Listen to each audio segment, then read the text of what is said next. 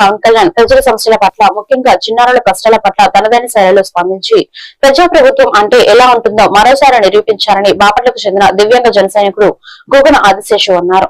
ఈ సందర్భంగా గోగన ఆదిశేషు మాట్లాడుతూ నెల్లూరు జిల్లా గజ్జలవారిపాలెం గ్రామానికి చెందిన పాఠశాల విద్యార్థులు తమ ఊరి రోడ్డు అధ్వానంగా ఉందని బురదలో నడవలేకపోతున్నామని సోషల్ మీడియా ద్వారా పవన్ కళ్యాణ్ గారికి విన్నవించుకున్నారు. వెంటనే నెల్లూరు జిల్లా కలెక్టర్ తో మాట్లాడి యుద్ధ ప్రాతిపాదికన చర్యలు తీసుకోవాలని ఆదేశించారు.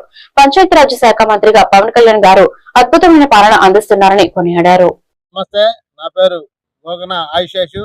జనసేన పార్టీ దివ్యాంగుల జన సైనికుడిగా పనిచేస్తూ ఉన్నాను.